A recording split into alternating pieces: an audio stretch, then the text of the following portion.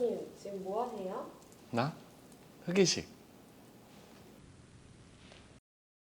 안녕하세요. 치과에 대한 궁금증을 말이 되게 풀어드리는 말이 되는 박 원장입니다. 오늘은 많이들 궁금해하시는 임플란트 치료 시 뼈 이식에 대해 말씀드리려고 하는데요. 요즘 임플란트 치료가 많아지다 보니까 뼈 이식 수술에 대해서도 알고 계시거나 들어본 적이 많이 있으시더라고요. 여러분도 혹시 임플란트 치료를 위해 치과에 방문한 적이 있으시다면 뼈 이식이 필요하다는 말 들어보셨나요? 임플란트 치료를 하려면 뼈 이식 꼭 해야 되는 걸까요? 정답은 그렇지는 않다는 것입니다. 임플란트 치료를 할 때마다 또 임플란트 치아 하나하나마다 뼈 이식이 꼭 필요한 건 아닌데 비용의 문제로 뼈 이식이 매번 필요한 것처럼 치과에서 듣고 오시는 분들이 있어서 개인적으로 안타깝더라고요. 오늘은 뼈 이식이 꼭 필요한 경우는 언제인지 여러분께 한번 말씀드려 보려고 합니다. 여러분이 영상을 끝까지 보시고 치과 임플란트를 할 때 뼈 이식이 어떤 건지 도움이 좀 되셨으면 좋겠습니다.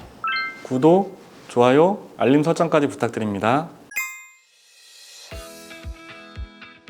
우선 임플란트 치료와 같이 하는 뼈 이식 수술에 대해서 간단히 말씀드려 볼게요. 임플란트는 여러분들이 많이 들어보셨겠지만 치아가 뿌리까지 없을 때 인공 치아의 뿌리를 새로 심는 것인데요. 이 인공 치아의 뿌리는 나사처럼 생겼는데 단순히 뼈에 박혀 있는 것이 아니라 이게 뼈에 들어가게 되면 뼈랑 찰싹 붙어서 강한 힘을 낼 수가 있는 티타늄 합금이라는 특수 금속으로 되어 있어요. 우리 치아가 씹는 힘이 엄청 강한데 임플란트가 이렇게 강한 힘을 견딜 수 있는 건 임플란트가 뼈랑 찰싹 붙어 있기 때문인데요. 임플란트가 붙을 만한 뼈의 양이 부족할 때 뼈 이식 재료를 쌓아서 뼈를 새로 만들어주는 것을 뼈 이식 수술이라고 합니다. 저는 이러한 수술을 흙에 나무를 심는 것으로 쉽게 설명을 드리는데요. 우리가 나무를 심을 때 충분한 부피의 흙이 있는 곳에 나무 뿌리를 심어야 뿌리가 이제 흙을 꽉 잡고 버텨서 나무가 커다란 윗부분을 지탱을 할 수가 있는 것처럼 임플란트 머리가 튼튼하게 기능을 하려면 임플란트 뿌리 주변으로 뼈가 많이 있어야 되는 거죠. 그런데 우리가 가로수나 빈 화분 같이 흙이 없는 곳에 나무를 심으려면 다른 곳에서 흙을 가져와서 나무 뿌리가 다 덮일 정도로 흙을 충분히 만들어서 그리고 나무를 심잖아요. 임플란트랑 뼈 이식도 이것과 마찬가지라고 생각을 하시면 됩니다.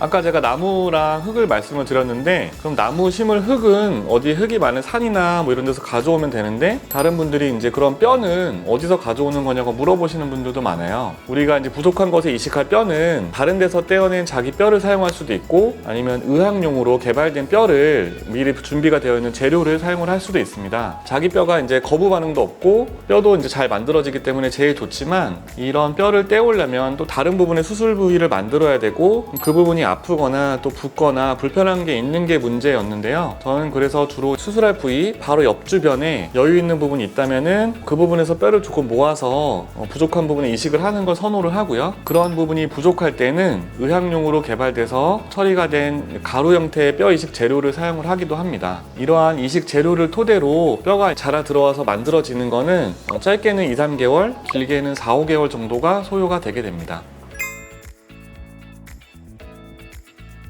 절대 그렇지는 않습니다. 사실 저는 웬만하면 뼈 이식은 하지 않는 게 좋다라고까지 말씀을 드리는데요. 왜냐하면 임플란트가 가장 튼튼하게 잘 붙을 수 있는 거는 자기 뼈이기 때문이에요. 남아있는 잇몸 뼈의 양이 충분하다면 뼈 이식을 할 필요조차 없겠죠. 그래서 저는 뼈 이식은 안 하면 안 할수록 좋다 이렇게까지 말씀을 드리는데요. 그리고 뼈 이식이 필요한 경우는 뼈의 부피, 그 양이 부족할 때인데 뼈의 양이 충분한 분들도 뼈 이식을 하면 마치 우리가 보강을 하듯이 뼈가 더 튼튼해지는 거 아닌가? 이렇게 생각하시는 분들도 물론 있어요. 그렇지는 않고요. 뼈 이식은 뼈의 양을 늘리는 것이지 뼈를 더 단단하게 만드는 것은 아닙니다. 필요하지 않은 부위에 무리해서 뼈 이식을 한다면 오히려 염증 반응이나 감염이나 붓거나 아프거나 이런 위험을 높이기 때문에 뼈 이식은 꼭 필요한 부위에만 하는 것이 좋고 최대한 자기 뼈를 활용하는 것이 제일 좋습니다. 저는 치과 대학을 마치고 치과 중에서도 구강외과라고 하는 수술을 전문적으로 하는 과에서 레지던트 과정을 하였는데요. 우리나라에서 아니 세계에서도 수술을 잘하시기로 손꼽히는 교수님들께서 항상 하시는 말씀이 아이러니하게도 수술은 최소한으로 해야 된다는 것이었습니다. 꼭 필요하지 않은 뼈 이식을 위해서 수술 범위를 넓힐 필요가 절대 없는 점 명심하시면 좋겠습니다.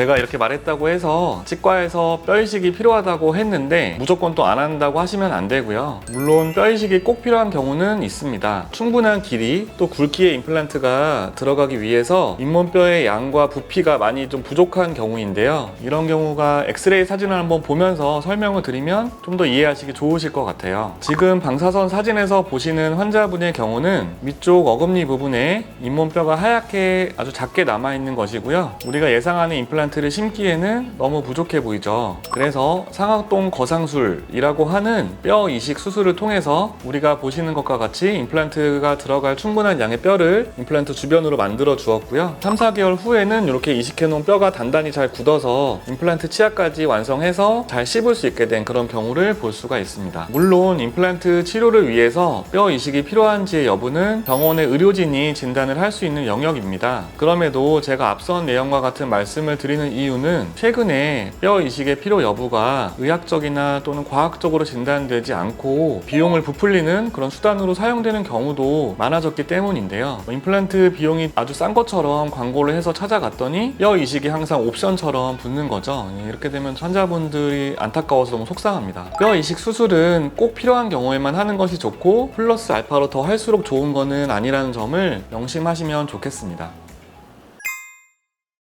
임플란트 치료할 때 하게 되는 뼈 이식에 대해서 궁금증이 좀 풀리셨나요? 도움이 되셨다면 구독, 좋아요, 알림 설정 부탁드리고요. 또 궁금한 점이 있으시면 댓글로 알려주세요. 제가 성심껏 답변 드려보도록 하겠습니다. 다음에도 더욱 유익하고 흥미로운 과 내용을 말로 풀어드리는 말이 되는 박 원장으로 돌아오도록 하겠습니다. 감사합니다.